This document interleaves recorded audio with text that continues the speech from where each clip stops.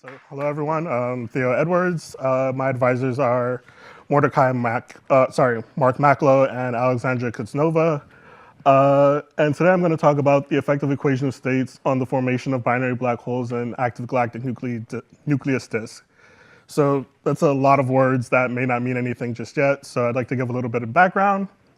So first, I'd like to start with high mass stars, which are usually stars that are at least 8 solar masses. So you've heard some of this before earlier. These stars undergo nuclear fusion, and eventually they become red supergiants. Essentially, red supergiants have a very dense core and then an outer shell itself. And these red supergiants also continue to undergo nuclear fusion. And eventually, you have what's called a supernova. What's left over from that supernova is a very dense core, which essentially collapses into a black hole. So we know what black holes are. Binary black holes are just a pair of those guys. The important thing to take away from binary black holes is that they do orbit each other. How they orbit is kind of up for, I guess, still an ongoing thing in theory. But essentially, they do orbit each other. They do merge. They can merge, I should say. How often they merge and what conditions they merge under is also still a very open topic in physics, which we'll talk a little bit about later.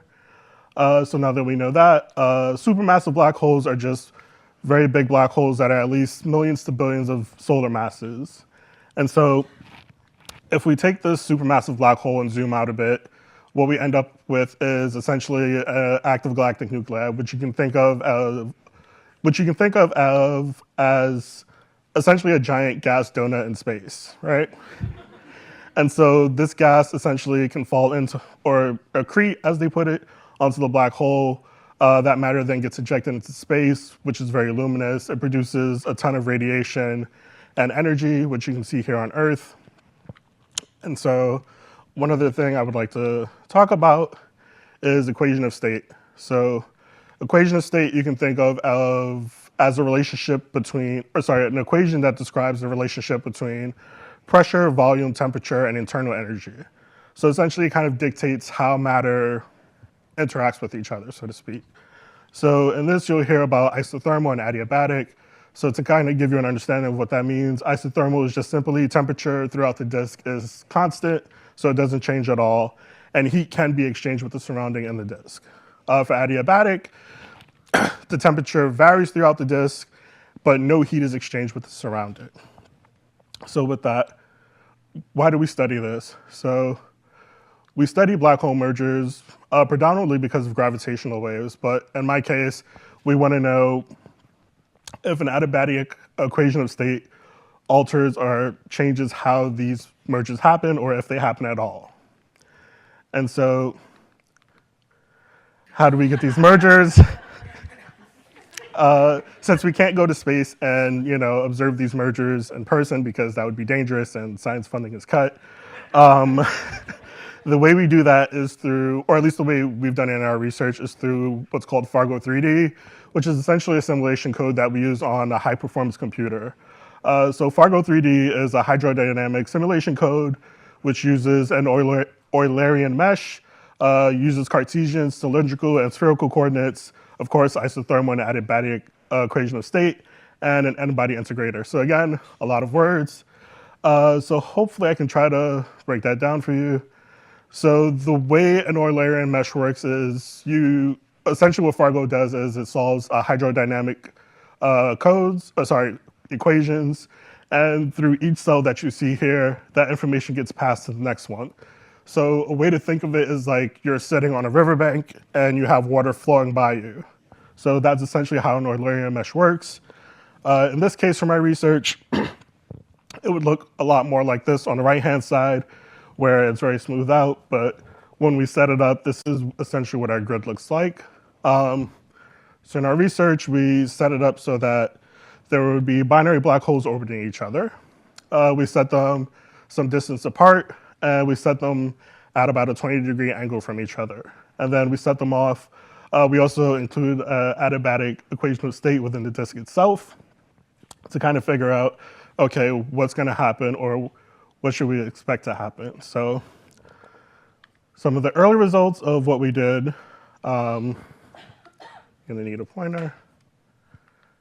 So you can see here, if you look at the isothermal states, you can see at some point within the 40 years, they kind of drift off from each other. And you'll see here as well in the GIF that they slowly and slowly start to move away from each other in the isothermal case. If we take a look at the adiabatic case, we see far less drift in our black hole 2, but we see a bit more drift in our black hole 1, which tells us that the adiabatic equation of state does have some effect on how these mergers may or may not happen. And so how do we figure out if the mergers happen or not? So what we do is we essentially take a plot and we figure out, okay, the distance between the black holes should decrease as they get closer and closer to each other, and essentially they'll hit some point 0. But in this case, we see that doesn't happen. So we see it does get pretty close, but it doesn't hit 0, especially in the isothermal case. We see that eventually things start to drift apart again, as you saw in the previous slide. And then from there, essentially they kind of almost come back into contact with each other, but then drift apart again. So in the adiabatic case, we see almost the same thing, but we see it happens at a slightly later time. And so this also tells us, okay, the adiabatic equation of state does impact how these mergers happen, if they happen.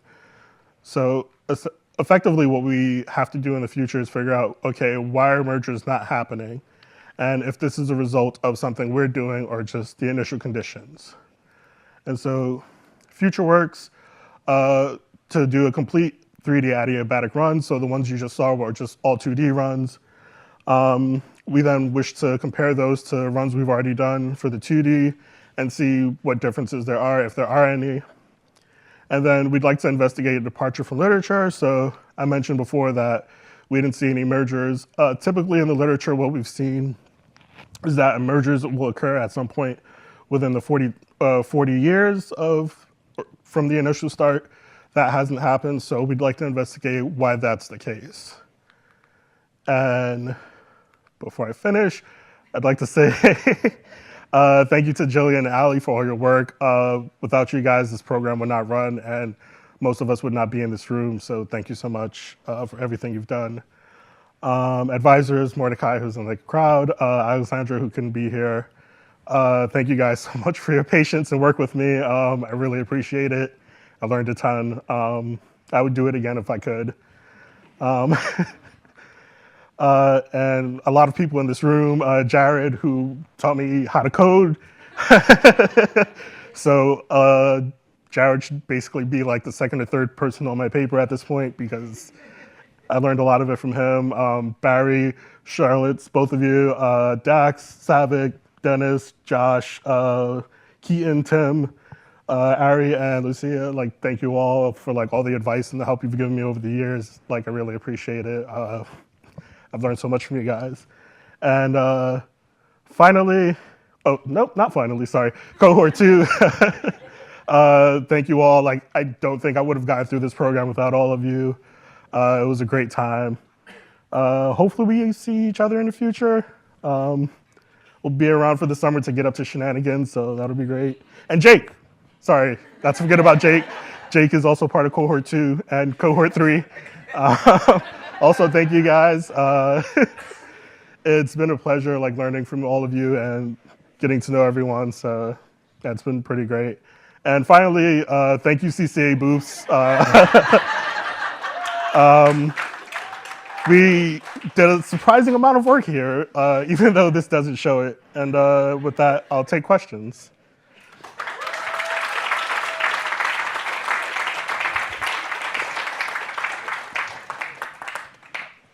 Yes.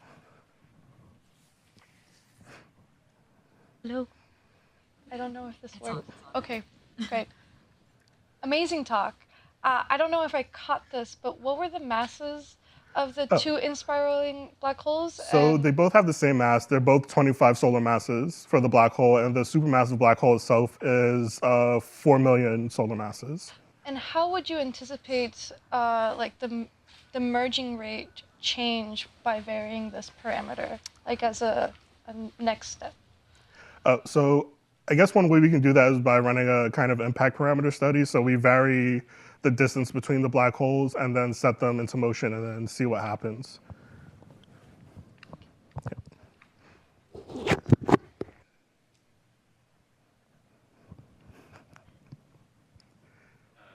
Theo, very non-serious question. Which is the best booth to be like taking?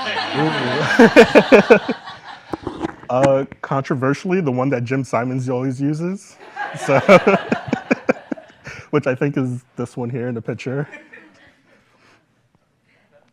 Yeah.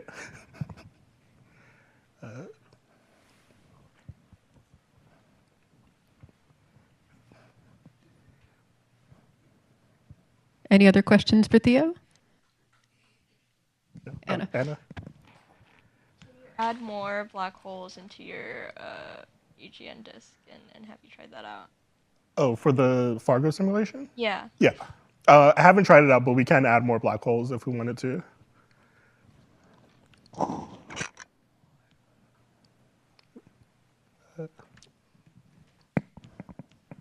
Is the sort of unexpected result that you're seeing with these black holes not merging in the time period that they're anticipated to due to some physical effect like gas hardening or some other, I guess, other mechanism that could prevent them from doing that? That would depend on the temperature in the disk. So I'm not entirely sure. I think the way that I understand it, at least, so the method we're using, at least, is a bit different from what we've seen in literature. So the literature typically uses SPH, but I'd like to clarify, I said gas hardening. Oh. I meant gas stalling. I'm tired. Sorry. It's hard to say because a lot of our results don't quite match what we've seen. So it kind of comes down to a question of whether or not it's the initial conditions we've set or if there's something that we've just missed in their papers.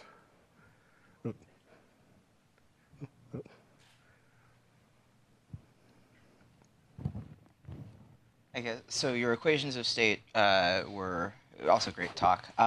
Your equations of state were both related to kind of how temperature is in the disk and exchanged through it. So do you set an initial an initial temperature for the disk, and does that affect things, or are these more of a scale-free type of? So in this problem? case, the temperature I think is determined by the surface density of the disk. And do you vary that? I guess. No, the surface density stays the same. I mean, there's, I guess, the equation that where density kind of varies from radius, but yeah. Cool. Thank you.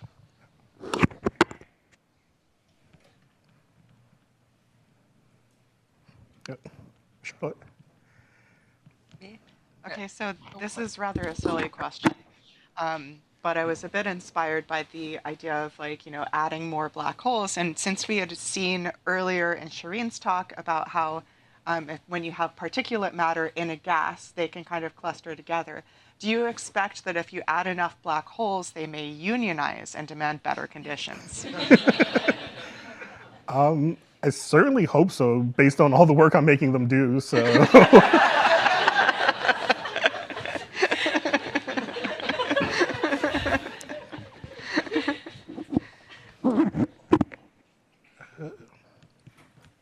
Okay, if there's no other questions, let's thank Theo again.